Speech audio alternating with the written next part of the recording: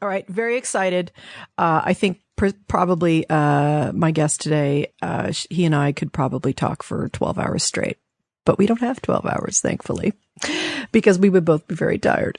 My guest is Peter Joseph. You know him most probably from a few things with the word Zeitgeist attached to them. Zeitgeist the movie, Zeitgeist the movement, Zeitgeist the media festival. I know him as Peter, and Peter and I had a very interesting start to our relationship. Right after my dad died, Facebook was just kind of becoming a thing, and and of course I was dealing with the whole grief thing and just completely overwhelmed by everything, and was starting to see the way people were using my dad's image online and through different things. And then somebody sent me a clip and said, have you seen this thing? It's this amazing movie and it's got your dad in it and everything. And I was like, oh, fuck. Another fucking person using my fucking dad for their fucking agenda. I just got pissed off immediately. Didn't even care. Didn't even watch it. Had no idea. And that's the headspace I was in back then. And then, of course, Paul Provenza, because Paul Provenza brings everyone into my life. I think it was Paul who brought you here. No? Actually, it was Kevin Booth. Kevin Booth, okay, well, Paul Provenza knows Kevin because they were, Bill Hicks or friends, best friends with Bill Hicks. And, so Peter comes here but I wanted to meet you, as you know. I wanted to meet Peter because I was like, okay, I need to find out who this person is and everything like that. And I had calmed down a little bit too, but, it was a little awkward at first, but now I don't give a shit. So, and I know that you had done your due diligence to try to connect with my dad, and I did, actually. I knew one of your father's producer's friends. His name leaves me right now, but he was friends with your father. And I actually went through the route to connect. But it's important people understand that film was never intended to be a film. Exactly. And that's a unique history. And I actually, in hindsight, I look back on all that because I didn't just have your father in it. I had tons of people with zero approval, and I was just waiting for the lawsuits to fly in once it became popular. Right. But at that stage, it was literally a personal catharsis performance piece that I threw together in my free time when I was working in advertising and doing things I didn't enjoy. And I did a performance in Lower Manhattan of this performance work that was a vaudevillian style with two big screens. And I had the big epic film and me performing I'm a percussionist, so I had a big percussion setup. It was very abstract and quite bizarre in hindsight when I think about it. But that's what it was. It was a 6-night run. I did it for free. I attempted to get some rights clearances. I was like, you know what? This is for free. No one really is going to see this ever. This is before I even thought about the internet. You're in a theater in the lower part of Manhattan. It was a little 50-seat black box. Right.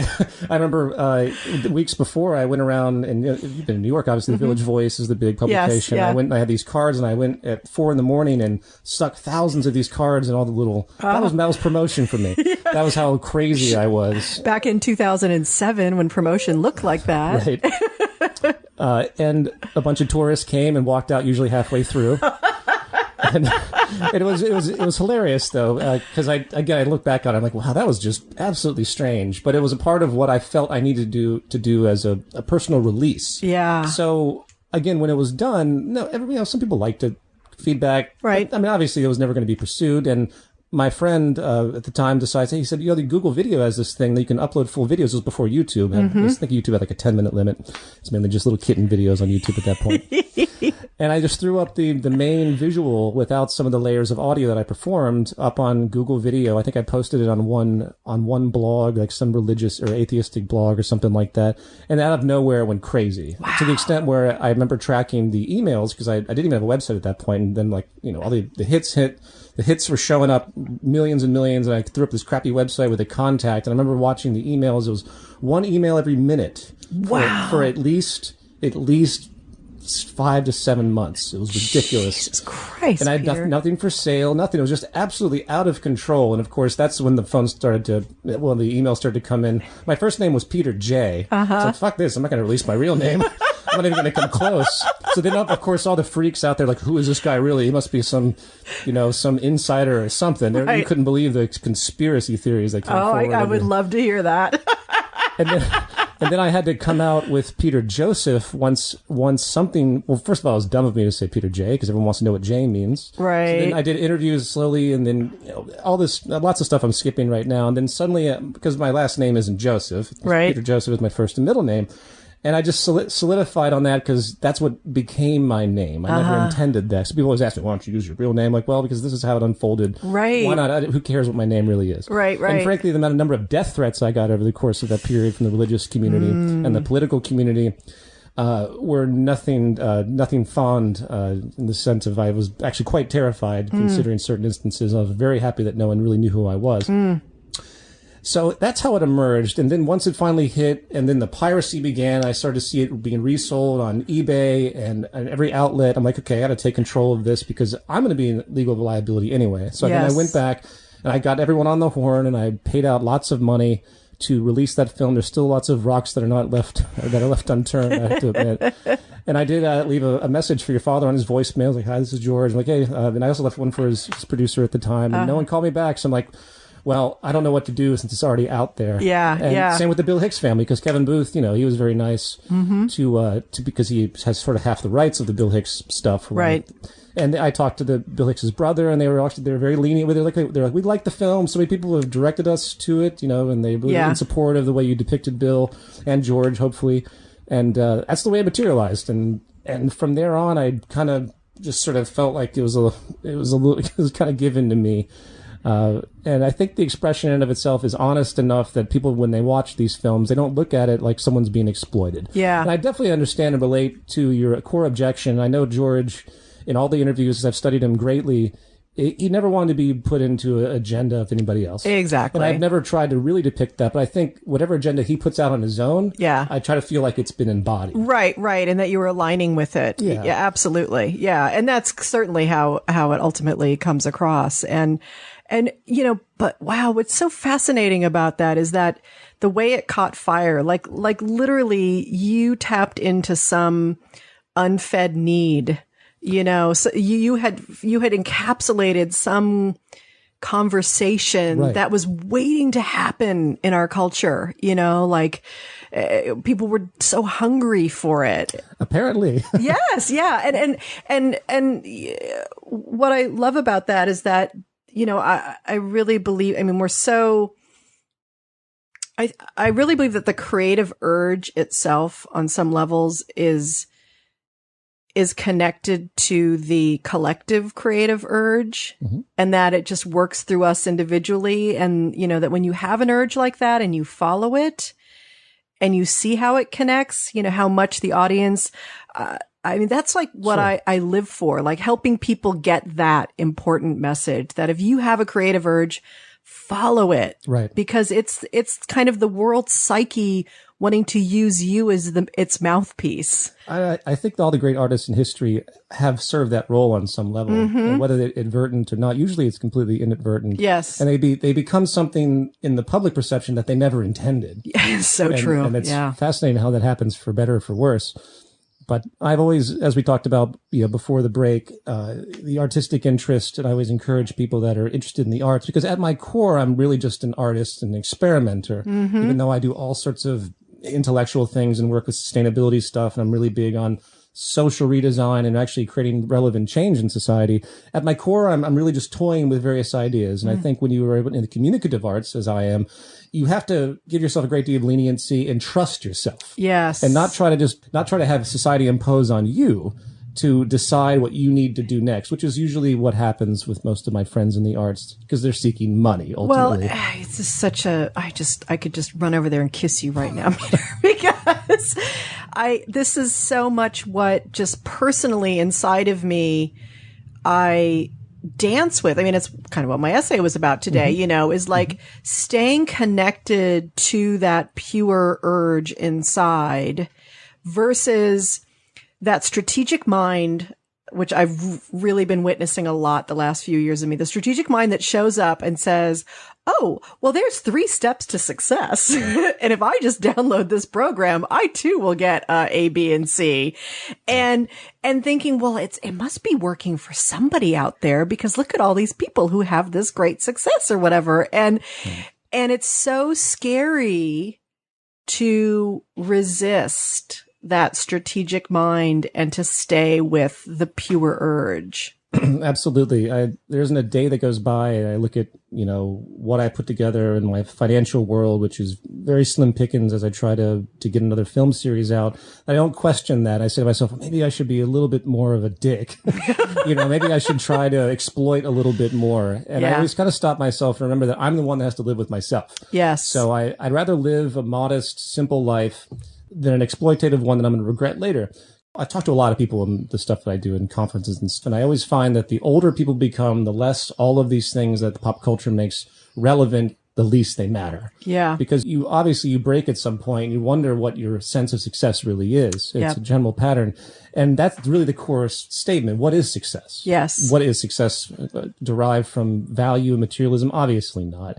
Even though this entire economic structure is driven by that false reality. Yeah. And dangles it in front of you every second. It needs it. Yes. Just like you pointed out with your essay, you have to have all these community driven values, Black Friday, all these things that people hold on to, Christmas and everything else that's just been turned into what used to be good social capital, despite the religious superstition stuff. Right. It used to be good for community to come together for some kind of general unity, has been twisted and morphed into one big commercial frenzy. Yeah. And it's a sad, sick place. And it's going to blow up if it hasn't already, because we can talk about, if we want to get into any kind of economic discussion, I'm firmly convinced that everything that this society is predicated on, as your father also talked about at great length, is predicated on is in a process of faltering. Yes, it's obvious.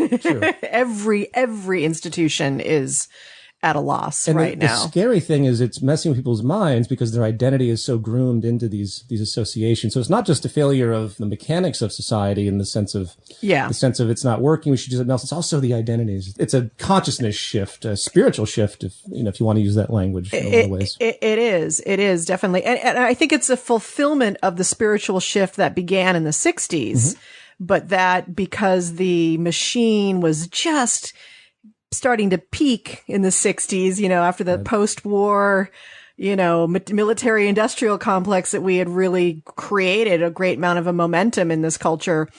They were just starting to get their fingers into us and move this society in a certain direction.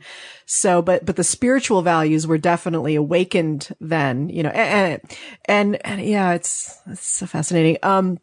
Before we get into the economic part of it, though, sure.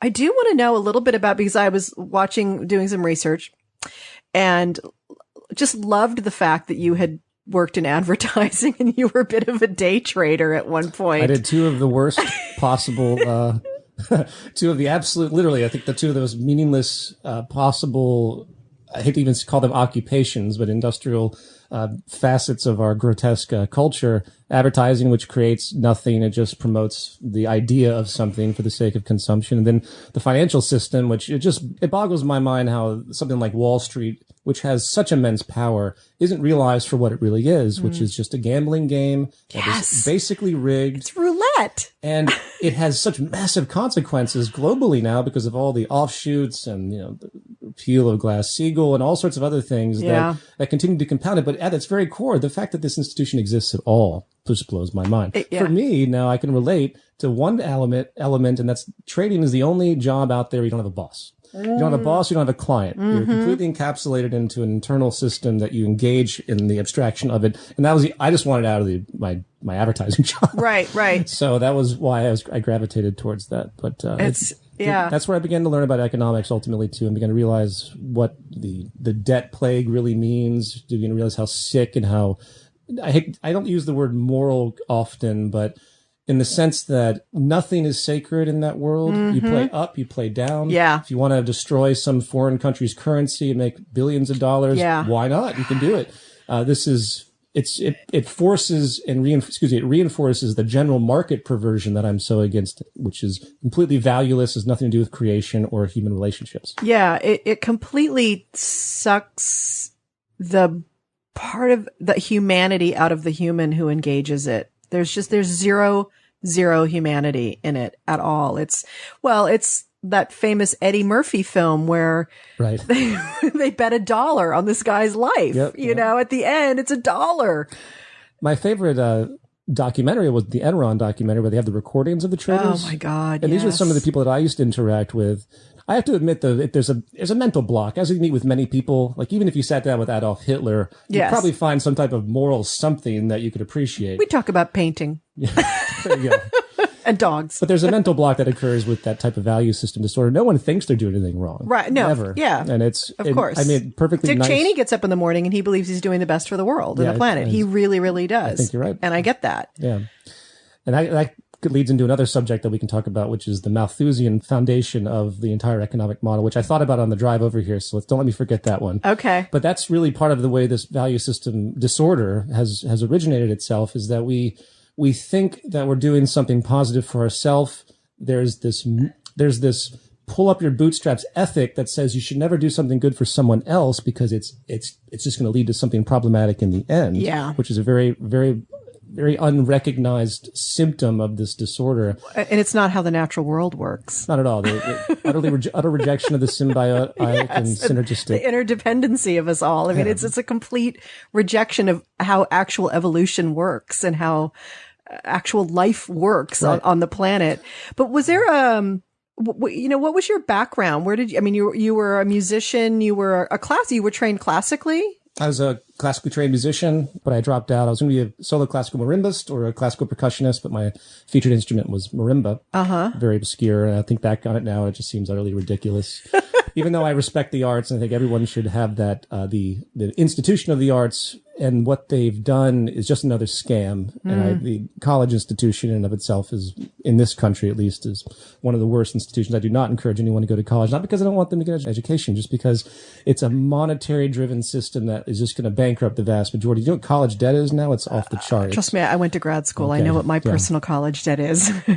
So I learned the fast lesson when my family had no money. I dropped out my second year of college and I started to just work around New York. But that was my core interest. And for a couple of years, I did everything I could. I had a big percussion studio and a loft in Brooklyn. And were you already connecting to like reading stuff about social issues? And I mean, was that like your background anywhere? Were you an activist? My mother is now retired, but she worked in child protective services in rural North Carolina. Wow. So you can put that together as to the darkness of her experience. And I always heard about those stories as a dumb teenager, though. You don't really, but it sat in a little bit. I always had a socially conscious outrage towards religion. I have no idea where that really came from, to be perfectly honest. But I grew up. You were just gifted. You were born gifted. But I went to a Catholic school for a little while, and there was just something I remember sitting back and being just perplexed by this. Right. There's angels. There's what? What century? Right. But so all of those social undercurrents were there. Yes. But it wasn't until my Zeitgeist catharsis around 2006, 2007, that something just weird in my brain chemistry happened. Because I was just as much a self-indulgent idiot, just like anybody else, pursuing advertising and trading, wanted to be one of the most narcissistic pursuits in the world, which is a classical solo musician, where you sit in a practice room for 10 hours a day, completely detached from all reality. Right. Again, I love the arts. I think it's a great meditation, but, it's also a fantasy land. In a lot of ways, people get relegated in their mind to one particular specialization. I'm against specialization on the whole. Siloing and everything. Yeah. Yep. So other than that, I really couldn't tell you how it sparked, but the confluence is there. And suddenly you needed to do this performance piece. Like all of this came together and you were like, this is what I need to say to the world right now. Exactly. Wow. And didn't really care if anyone listened or not. And as it turned out, they did. It's put me in a very bizarre place. And those who know me, it's funny though, because I run into old friends of mine that before I became Peter Joseph. And they're like, wait a minute, you're doing all this social stuff? You're like the most antisocial person we've ever known.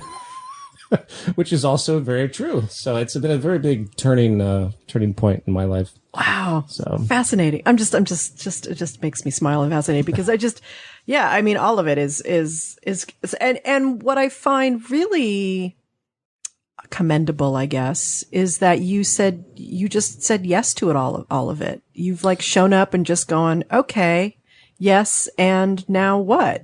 As I mentioned in that break, you get pushed. Yes. And there's two ways you can think about it. You can fight it and want to perform in some idealized world of yourself and push forward with, usually when I speak with people, they have a very hardcore success plan that's usually monetary, materially driven, or it's traditionally driven, marriage, kids, all these things that they've got in their mind. Yes, tradition. the path. And I've always been counterculture. I will give myself that. I think it came from the arts, music, and listening to people like your father. And I grew up with that sort of renegade type of world. But when I kind of realized where I was when doing advertising, all these things I didn't like, and then Zeitgeist happened, and then all these pressures came, I decided just to let myself be pushed like the tide, and to see where I ended up. Obviously, I had to keep certain fail-safes in place, but I really felt that the greatest satisfaction I'll probably end up when I get older is the fact that I felt like I did something relevant on a larger scale for society. Yeah. And I think that that's really, in a lot of ways, what we all are striving for with that sense of meaning.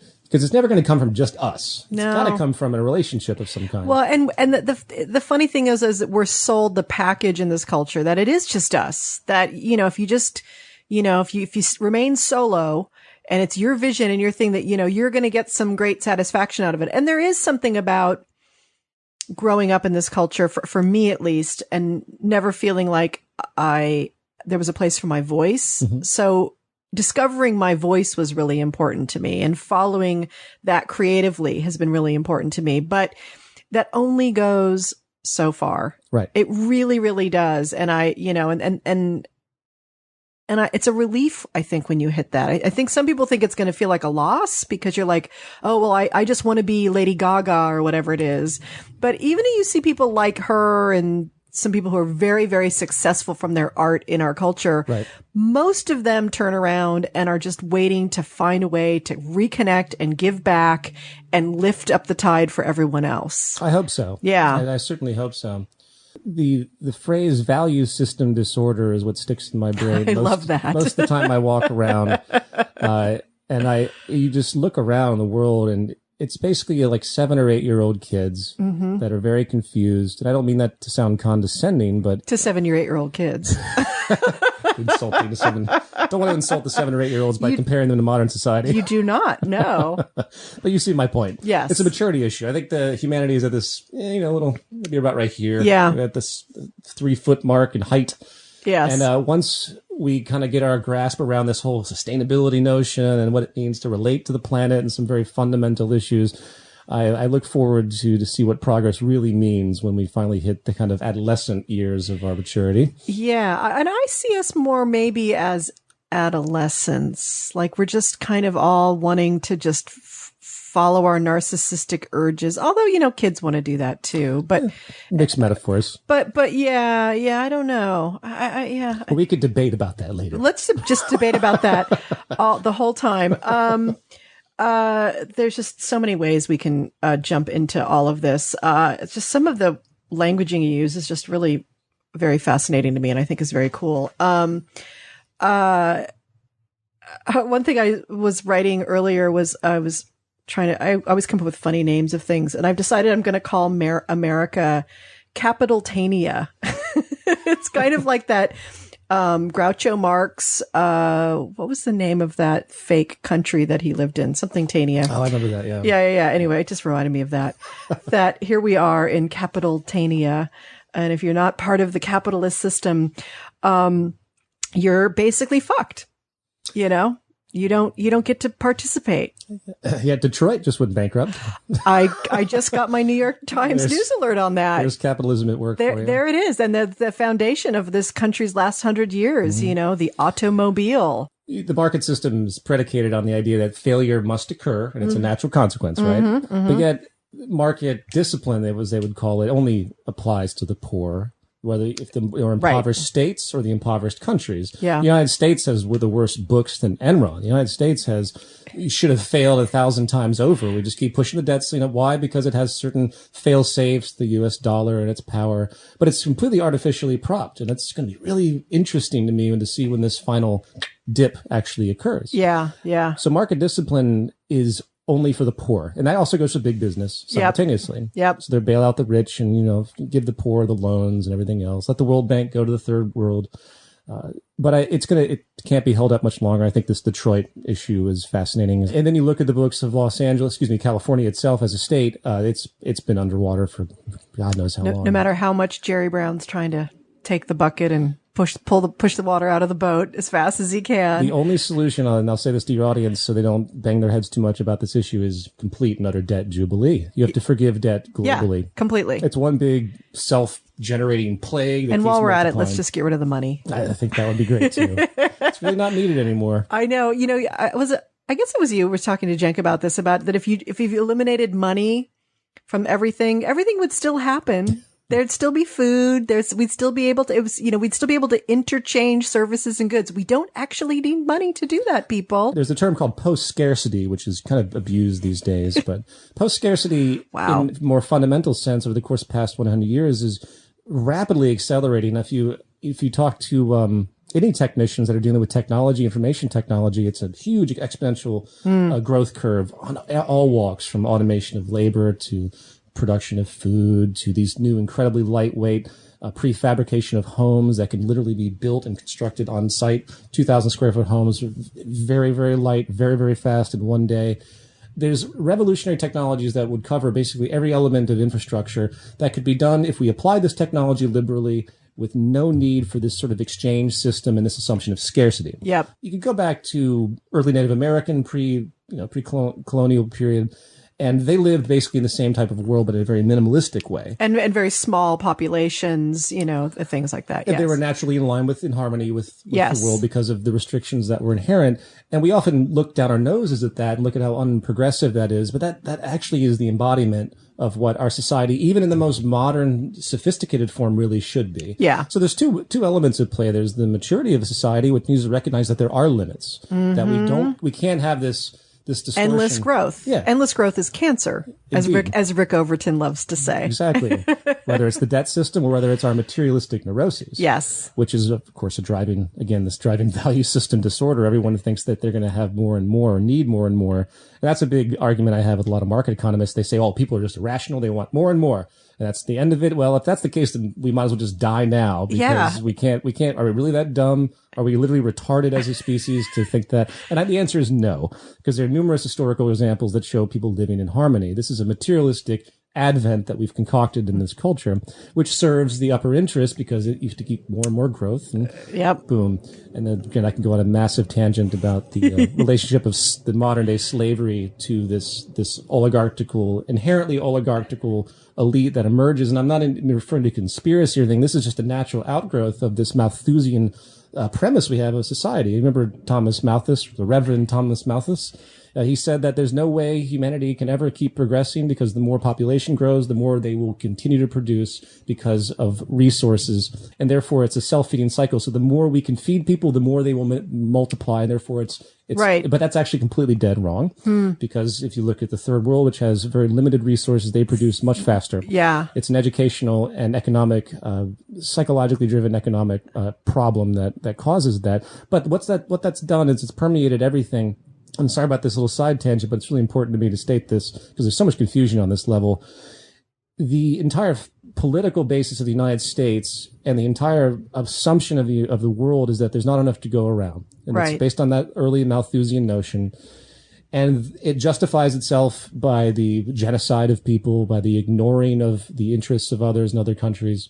And simultaneously, on another tier, it also perpetuates the idea of more and more and more for one select group of people, which is why the United States has 5% of the population consumes like 40% of the planet's energy or something ridiculous like that. Yep. I can't even remember.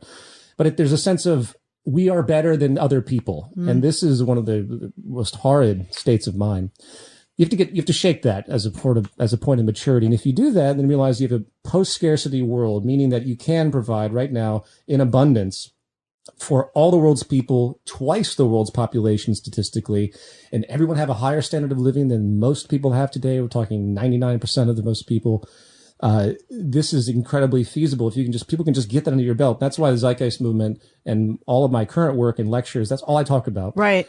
It's called ephemeralization. That was the coined word by Buckminster Fuller. Yeah. It has to do with more with less. And the most powerful trend that we have in the modern world is, look at this computer right there, is more powerful than the biggest 400-ton, $7 million computers of the 1940s. Oh, this thing, my iPhone's got more computer power than the space thing that went up to the moon. Exactly. I love that. And that stretches across the board to almost every discipline. Yep. And the real sickness to me is that we're not even pursuing it. So that the intention of society is to not even go forward with post-scarcity. We're not even trying. Why? Because money needs scarcity. Yep. And it's a clash. Yep. So scarcity rules. Well, yeah. And, and that's the thing. I've been reading a lot of Wendell Berry lately. And, he's a farmer, and he talks about how terrifying it is just about, and it's so interesting because you talk a lot about technology and what we can do with it. And it's like, it's an understanding then of like using technology for good.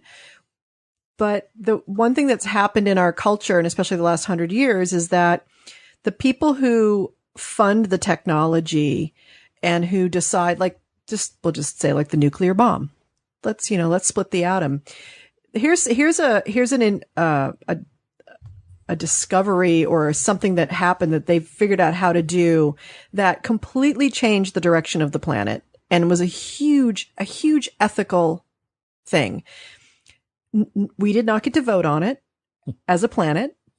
There were just a couple of white guys sitting around in a room, deciding whether to do this or not.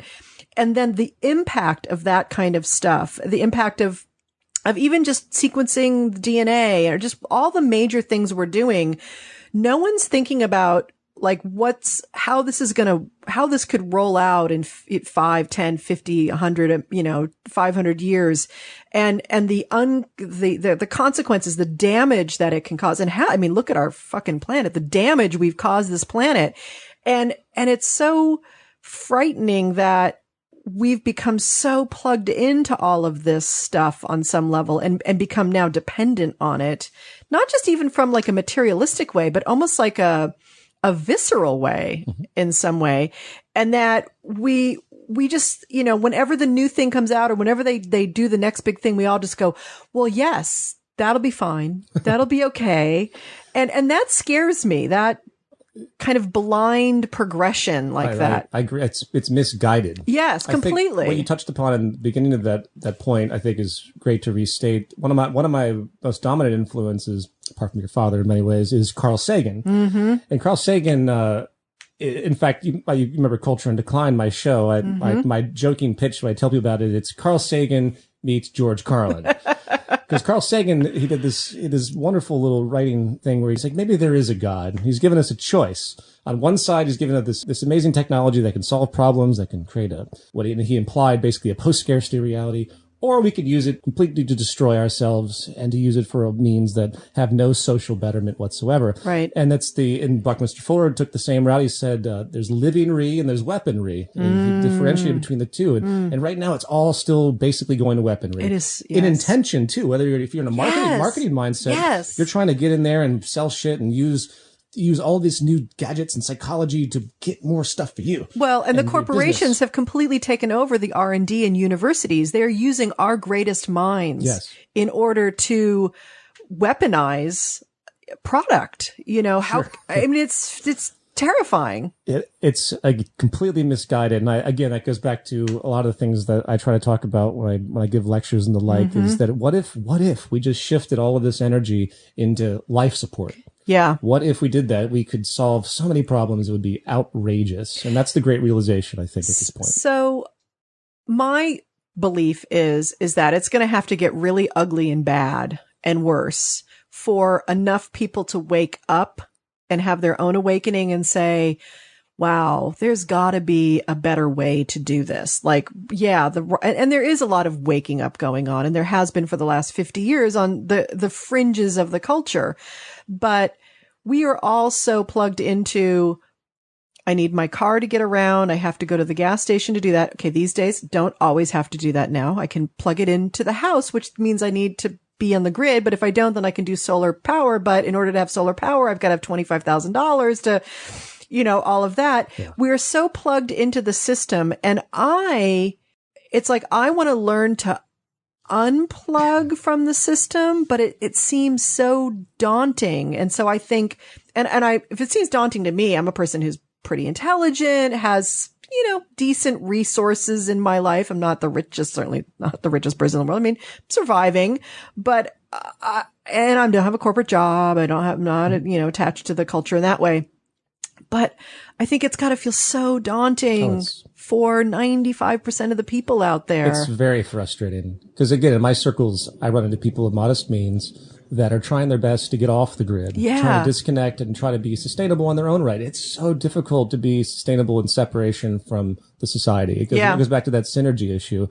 I think there will be finally, even though it's at a slow pace crawl, I think eventually you will see a decoupling from grid structures. Yeah. Houses will finally be built with the photovoltaics and the heat pumps and whatever the environment can allow to be completely off the grid. I think that's a natural occurrence, just like the electric car will eventually happen. Yep. But the rate of change, of course, is so slow because of the step-by-step profitability mechanisms that want to assure that these big corporations don't lose too much. So you don't move fast enough, which is terrifying. Right, because these huge, slow institutions that want to protect their gas car. And I think that the conundrum is that at what point do you sacrifice certain lifestyle conveniences for the sake of principle? Yeah. And I think that's the ultimate issue. And I'm guilty of that as anyone else. I do my best not to own very much. I like to be free of ownership. Mm-hmm. I only own a car. It's the only thing I own, apart from some musical instruments. But I rent everything. I try to be as mobile as possible. I think that speaking of new patterns, a new pattern that's emerging will be people are going to start moving around. We have Airbnbs. We have all these things. We have the zip car. I think this sharing society. Yes. And this is, I think, is a great stepping stone towards a transition to a new worldview and a new economic structure. Once people lose that sense of materialism and they actually want to be free, they realize the freedom of not owning a bunch of stuff, which is what I try to explain to people. Then they'll start to shift. But I couldn't agree with you more. And back to your original point, the failure of society is never going to be step by step. I talk to people like, well, when's society going to collapse so we can do something new? Like, well, damn it. Well, see, the problem with that is that it's only going to collapse for the outskirts. Yeah. And there's going to be so much suffering, just as there already is. I mean, yes. We're already at mass starvation levels on the planet constantly.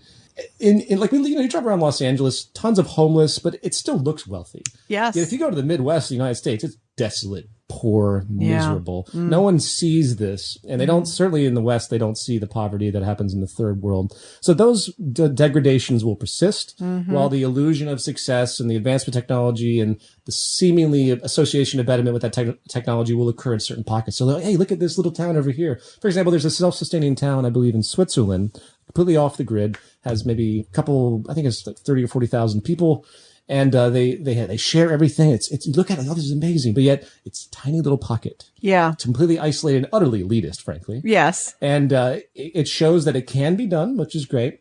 But I don't encourage people to wait for some collapse or want to see more suffering. I do agree that it's going to happen. Yeah, and hopefully it will wake people up. And going back to the movement stuff, as an educational movement, we're trying to get these ideas out there so when people do hit that point, they realize that there is something else on the other side and hope that we can avoid some of the suffering by getting everyone to understand it so fluidly that, boom, they can step in and start to force some change. Yeah. And the other interesting thing I always think about is, if you look at like have you ever heard of the book Generations or The Fourth Turning? No. Oh, by Strauss and Howe. Amazing guys. They studied generational cycles of the Anglo-American history. And they go back into England a bit, but it really starts here. And there's these four main generations and there's these four turnings that happen in our history. Okay. About every 25 years is the generational thing. And so right now we're approaching the fourth turning again. Some other moments of fourth turning in American history, the American Revolution, the Civil War, the Depression, World War II, where there's a complete disintegration of society and something new, completely different emerges after it. Right. And, I mean, not completely different, but a different enough. Sure. There's a restructuring of things. Gotcha. And we are in that right now. It hasn't quite yet started. They feel it's just beginning to start. And what's so fascinating is that people worry, and you were talking to Jen about this a lot too, which I thought was really interesting because Jen kept saying, yeah, but how are we going to do it? How are we going to vote for all these things? Who's going to decide?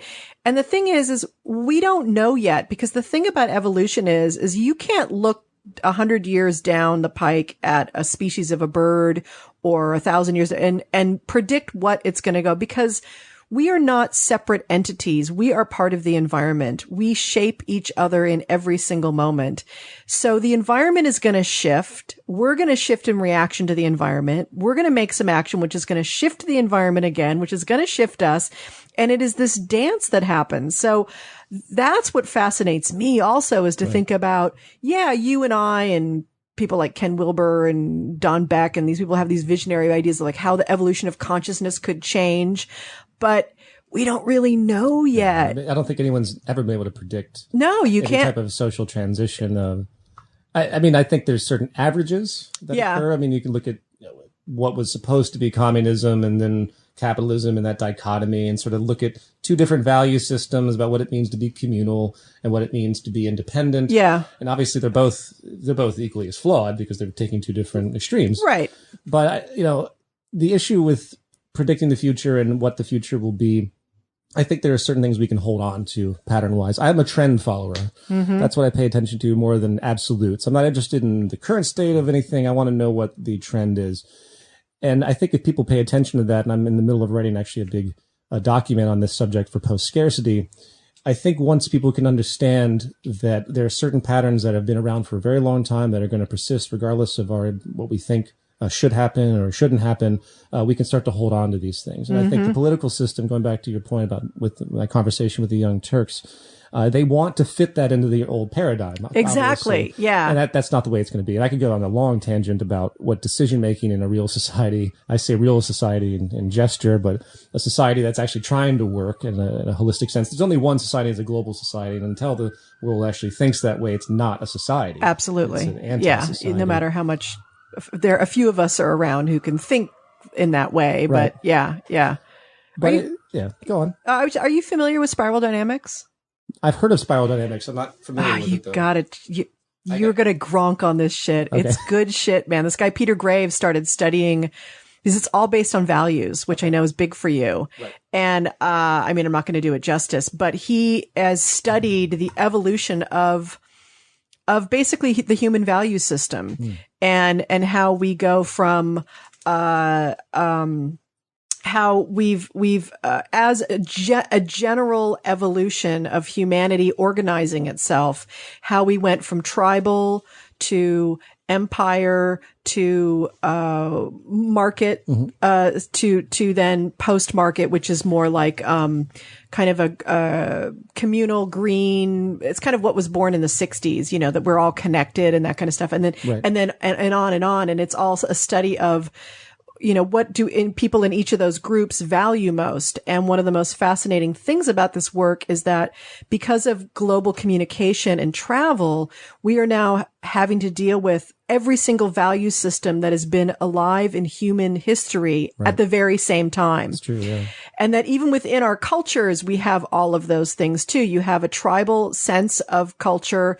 Even in America, you look at people who, gang warfare, perfect example of tribal warfare. Sports is a kind of a fantasy way of playing out tribal energies. Right. Democrats, Republicans, it's become very tribal, actually, in some ways. Sure. And then you have empire, which is one God, one law, which is the very traditional kind of Republican conservative kind of thought. Mm-hmm. And then you have the marketplace orange people, they call them, which is very much, people who want free market and age of enlightenment, and there's no more religion. It's all reason based. But it is every man for himself type of thing. And it's a fascinating look at the trending of humanity in general. And then they have these second tier stages. Like right now, this is all first tier. And the thing about being in the first tier and being one of these value systems is that you don't recognize the validity of any other value system. That's certainly a trend. Right? And you only see yours. Whereas there are these second tier value systems where people can see the value of every single one of these aspects because they hold something important for humanity. Right. They hold something like the trends that you're talking about. There's something important about law and order in some ways, that when you hit the red light, you need people to be stopping because the green light, people are coming through the green light. Right. The lines on the road, you need to stay on the right sides of the lines of the road, know. Right. Anarchy doesn't work with things like that. And so it's just a fascinating look, and it's all driven by what the environment, when the environment shifts, how our values then shift in it, because we now have different needs are being called to be met within them. And the trends of technology, I think, have been really powerful to shift these values. Yes. And one thing I would say is that I don't put people down for what they believe, regardless of how insane it is. In the sense that I know that it's all true in some sense, from some perspective and some angle. Right. So it's a I use the word truncated. Even the most deeply religious and closed off mindset that really believes in Old Testament stuff and that's the end of it, their frame of reference is truncated to the period of time that text was created and the worldview that people had at that point in time. Yes. So I think it's good to be fair in that, but that sounds like a fascinating book. Yeah, I would love to turn you on to that and then talk about it with you. Right. Well, I've made a comment to many people about, technology and our values to the effect that if you went back a couple hundred years without electricity and you took the lifestyle that people had and you superimposed our technology today without the value shift, in other words, without the need for lots of light, no one would have to work. And people look at me confused when I say that to them, because everyone's so used to what they're working for. They don't realize that the value of everything is completely in their head. Yes. Now, would you rather be free? And I say this to people, get all utopian on me too, and they think I'm talking utopia, that everyone's going to have an infinity of everything. Pop out a planet if you want your own planet. And of course, that's crazy. And the distortion is that people just don't see that what they think they deserve is completely in their mind. Yeah. And it's all socially related too.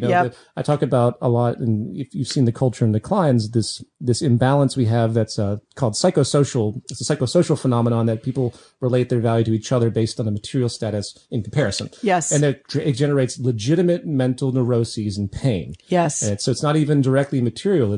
So it just goes to show how deeply connected we really are on that level. It's a forgotten science, or I should say it's a missing science when it comes to all social theory that you read about in your textbooks. And I think it's something that I personally like, that aspect of it, that kind of psychological social mapping is, for me, what I like. I feel like that's how I want to be of service to the planet, like help people really see how they're defining themselves and against what, and really, and of course, the thing that kills me the most and why I desperately want to wake up from the American dream is that the American dream deadens the subjective life and our connection to each other in a very actual body sensual way, and our connection to the planet.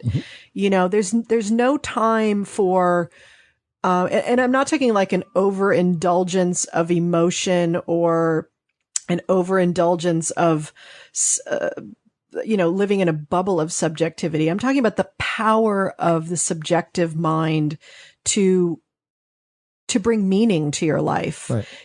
That there's, for me, when I'm writing something, I have an actual physical, visceral understanding and reaction to what I'm writing that sets me off in a direction in my writing that I know when when I'm in the flow and working, because I can feel it in my body. Right. And so for me, it's like, I want to rescue people from, we've been literally cut off and become these things where it's like, we will plant the desire in you, the false desire in you to need this thing or to feel better about yourself in this way. It's the fucking Matrix, it really is on some level. Right. And it's like, I want to literally unplug people from that.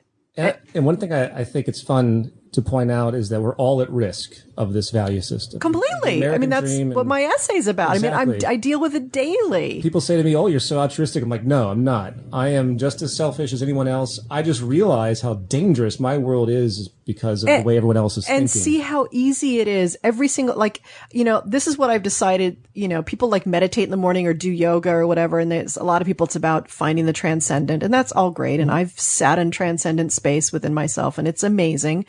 But for me, I've realized that these practices and connecting to the transcendent or connecting to earth in some way is really the only thing that keeps me defended against the machine. Right. Good. Well, everyone has their tactics. That's how I attribute my musical work. Whenever I go into that space. Yes. I don't pursue it professionally, but I have it's my meditation. Right. It's my way to reconnect to what is real. Right. Exactly. Yeah. I mean, and I hate that word real and authentic and all that crap, but what other, you know what I mean? It's like to really unplug from the constant messaging we get. And like, I said in my essay, I was born into it. 1963, man. Mm-hmm. It's all about, you're going to have a great future, and I'd go to Disneyland and it would be Monsanto and GE funded, the future of tomorrow or whatever it was. And it was this whole display of the modern life and everything. And sign me up for that, please. Right. Yeah, it is a fascinating parallel, as you pointed out earlier. Obviously, I wasn't around in the 60s or 70s, but I reflect back on documentaries that I see, and of course all the writing, all the musical influences I had came from that era, which might explain my general value structure. But I think the difference now is that there's actually a path as opposed to a gesture. Yes, so we can really see it. At least I think I can see it. I think a lot of people are beginning to see it, and it comes down to how we get there and the strategy of realigning ourselves. Yeah. And with anything, having a vision is the first step, holding the vision and then just taking steps towards it, not necessarily knowing the how of all of the steps because we can't, you just can't, but knowing that if you can hold the vision and that it's a constant relationship with the vision, there's an updating of it always, and I think there's another thing too, which I think we're going to have to deal with as a culture is grief. And we don't deal with it, grief, on any shape or death in this culture at all anyway. Massive taboo, yeah. And yet I think as a culture, if we are going to be able to move forward in a different way, we are going to have to be able to grieve that we're giving up the chance of that utopian, materialistic American dream lifestyle that we've all been corn-fed since day one. And kids growing up now, it's a little different. We've got 9/11. We have an economic, somewhat economic downturn. It doesn't look like it when I look out there, but it's really, it depends on what area of the planet you're on. Yeah. Here I am in West LA, Los Angeles. Doesn't look like it here, but I'm sure go to Detroit today. There you go. Exactly. But I think collectively we're going to have to figure out how to grieve this in a way, because without grief, it's really hard to transition and move on to the next level of self. Just personally, release and letting go. Yeah. The collective psychology of this nation. Right.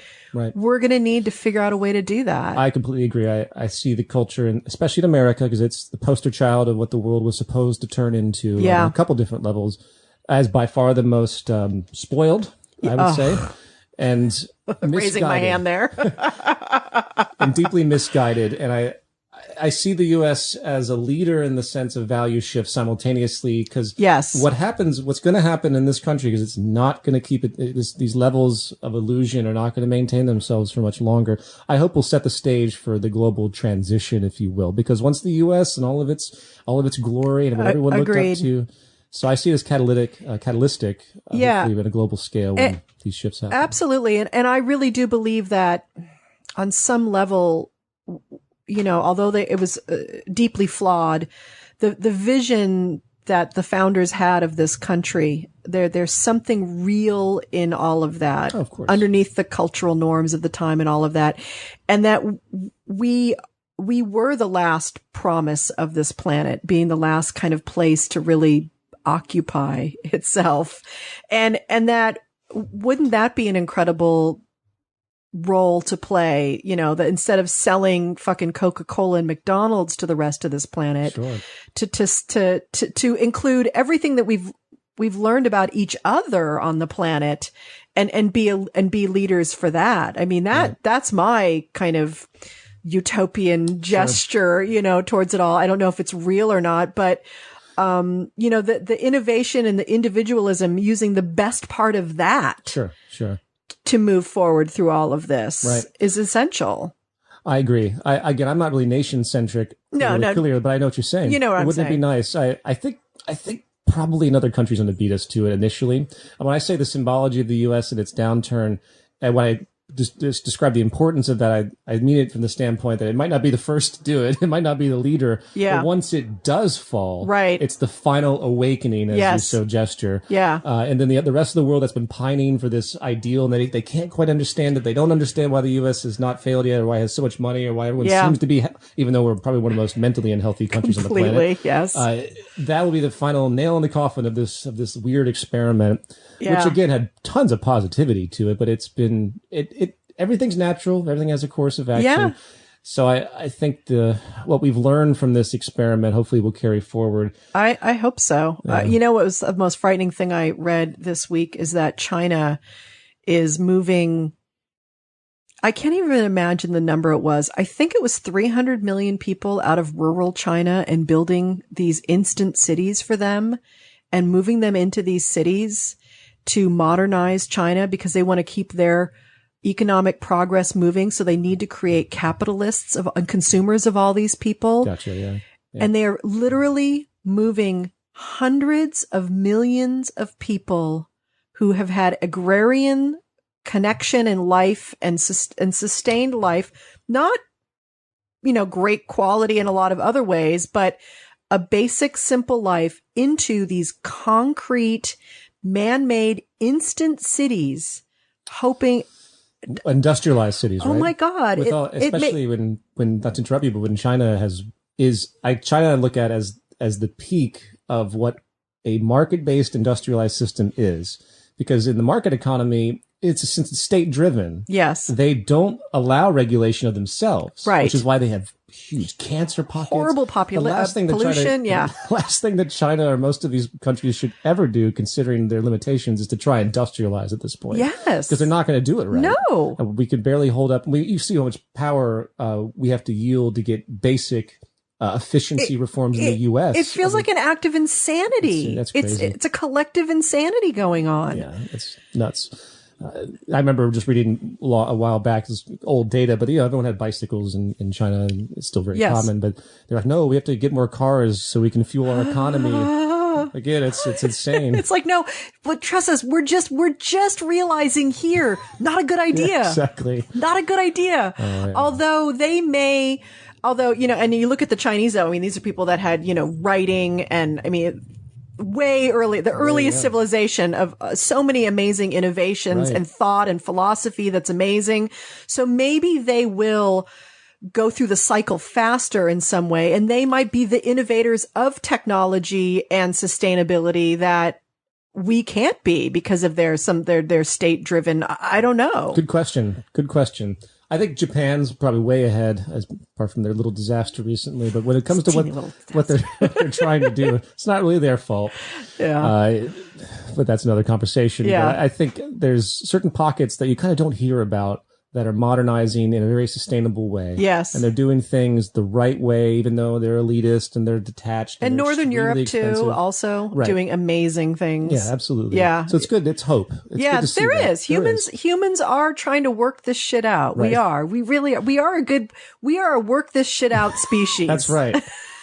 We're on pace. Let's be positive. If anything else, we're trying to work this shit out, people. We really, really are.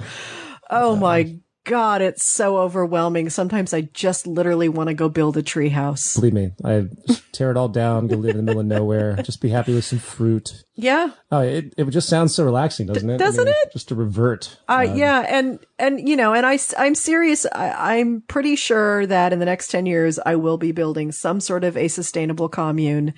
And, of course, my vision is, you gotta have like all different decades of people, all different, families, singles, whatever, artists, engineers, whatever you want.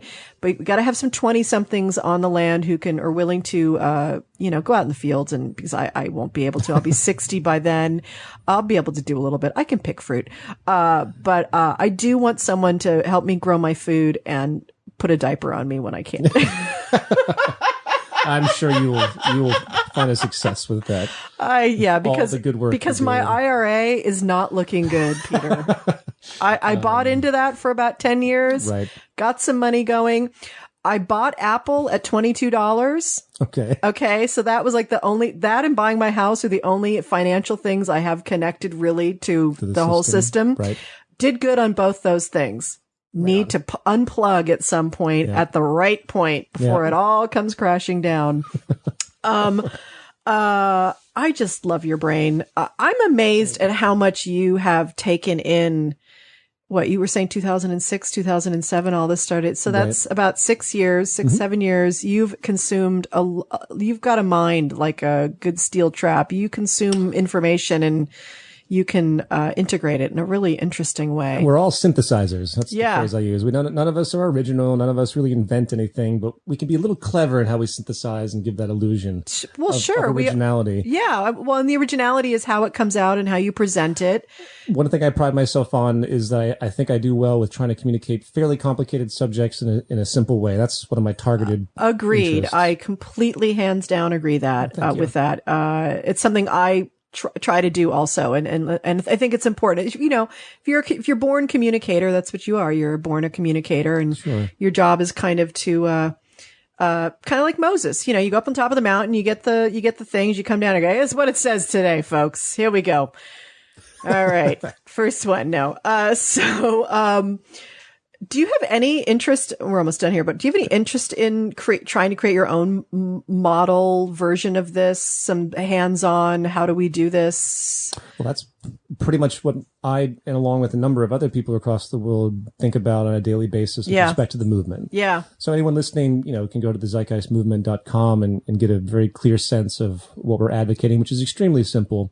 It's just updating society to some very fundamental, simple places of knowledge and application of technology that can create an abundance and that really can remove so many of the problems that we see if we just realize it for what it is. Yeah. We're so blocked by politics and everything else. Well, and every ism that people could throw at you, I'm sure they have to put you in a box somewhere to fit you into their mindset. Right. And me and a team are actually writing a book that's called The Zeitgeist Movement Defined, and I'll hand it off to you. And this is a very, very dense text on both the flaws of the current structure and where the trends are going for the future. So maybe I can come back on and talk about that. I would love to. And so before we end here, you have a media festival coming up. Yes.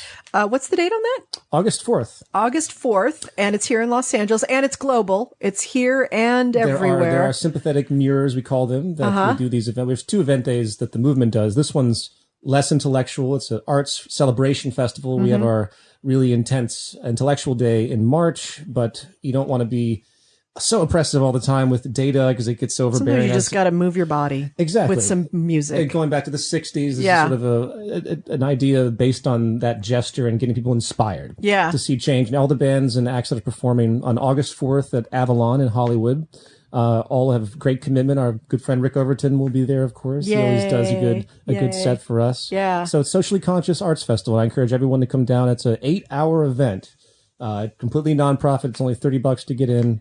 Yeah. And 3rd year of this. So so come hang out with some like-minded people. Absolutely. Exchange some ideas, enjoy some music and some comedy and some films that you're showing also. Yep. And I'll be there. Nice. I'm going to come hang out and see what it's all about. And people can go to zeitgeistmediafestival.org. .org, people. Yep. You get that, the .org part.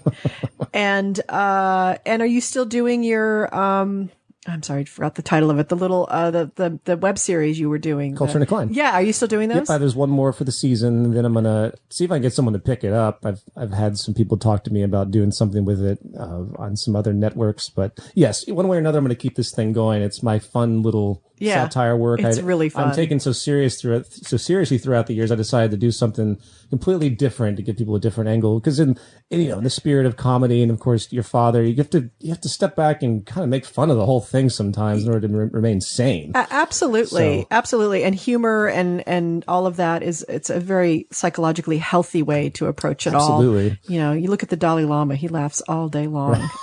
Right. And he's seen all sorts of suffering. including in himself. But all that is available for free online at cultureanddecline.com. So wonderful. Well, thank you so much. And we will do this again, and must get a hold of Spiral Dynamics and check that out. I will, definitely. I'm sure you're familiar with Ken Wilber too, and his whole integral theory and stuff. So he talks, some of his stuff's about that too. Okay. But everyone come see me also this weekend. I'm going to be Saturday at the Sheraton LAX Gateway, something or other, hotel, doing Kyle Cease's Escape from Mediocrity event. I'll be speaking on Saturday at 11 a.m. Only 45 minutes. I'm going to talk for about 20 minutes, talk a little bit about all this stuff I talk about here, but a little more, it's going to be skewed a little bit more about kind of connecting to your own voice and your own authenticity, staying in the flow.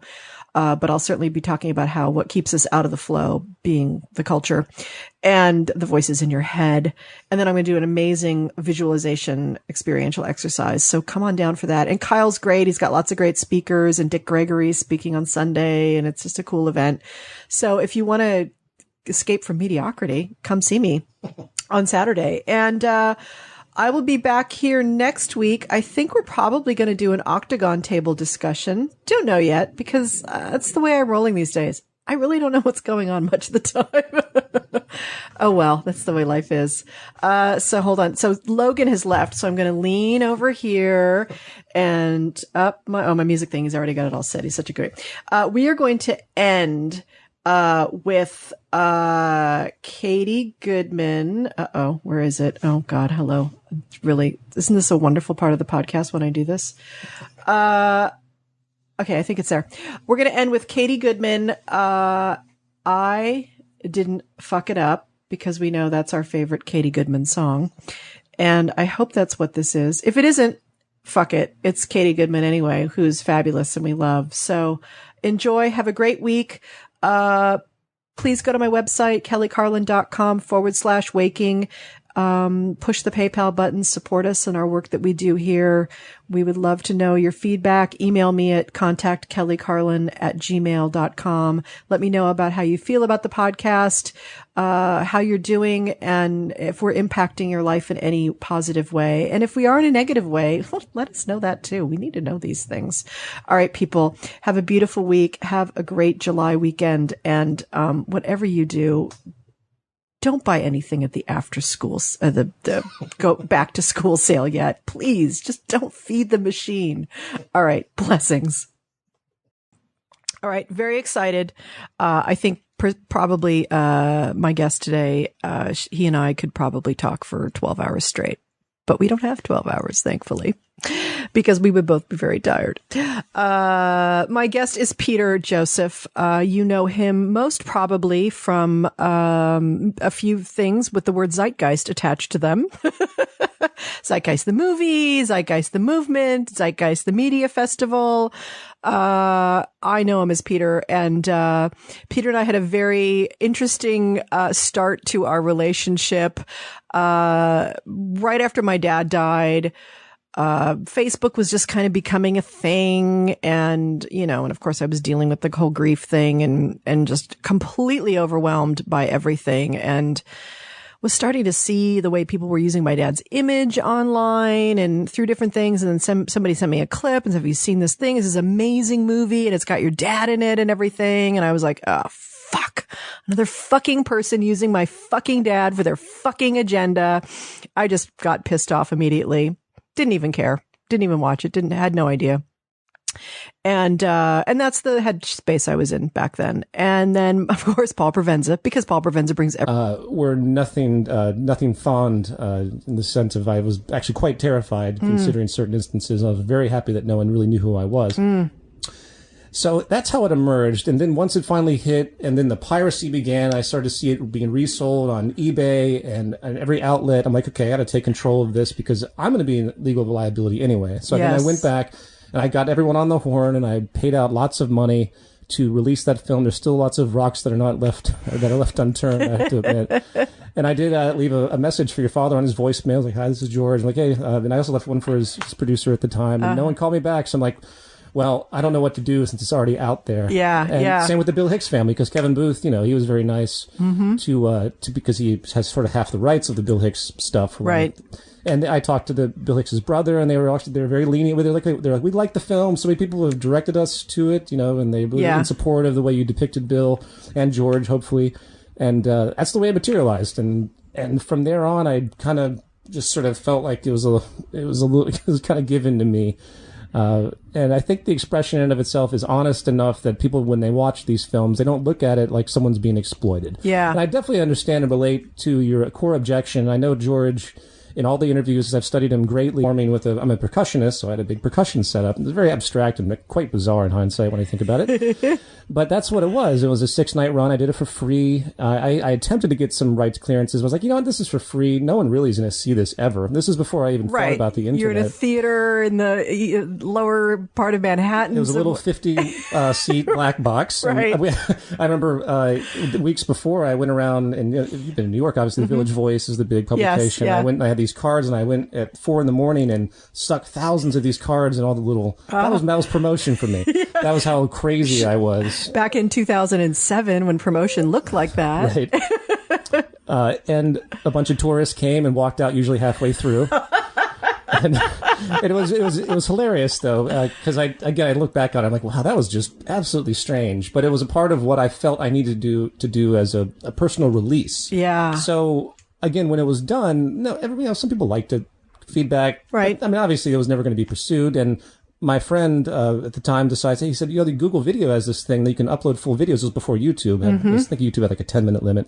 It's mainly just little kitten videos on YouTube at that point.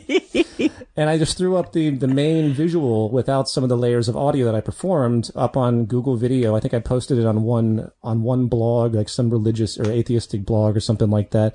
And out of nowhere, it went crazy. Wow. To the extent where I remember tracking the emails, because I didn't even have a website at that point. And then all the hits hit. The hits were showing up millions and millions, and I threw up this crappy website with a contact. And I remember watching the emails. It was one email every minute for at least 5 to 7 months. It was ridiculous. Jesus Christ! And I had nothing for sale, nothing. It was just absolutely out of control. And of course, that's when the emails started to come in. My first name was Peter J. So like, fuck this. I'm not going to release my real name. I'm not even going to come close. So then, of course, all the freaks out there, like, who is this guy really? He must be some insider or something. Right. You couldn't believe the conspiracy theories that came forward. I would love to hear that.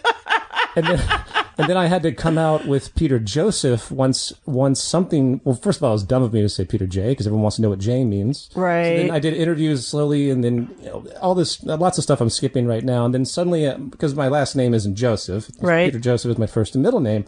And I just solidified on that because that's what became my name. I never intended that. So people always ask me, why don't you use your real name? Like, well, because this is how it unfolded. Right. Why not? Who cares what my name really is? Right. And frankly, the number of death threats I got over the course of that period from the religious community and the political community. Everyone into my life. I think it was Paul who brought you here. No? Actually, it was Kevin Booth. Kevin Booth, Paul Provenza knows Kevin because they were, Bill Hicks fans, or friends, best friends with Bill Hicks.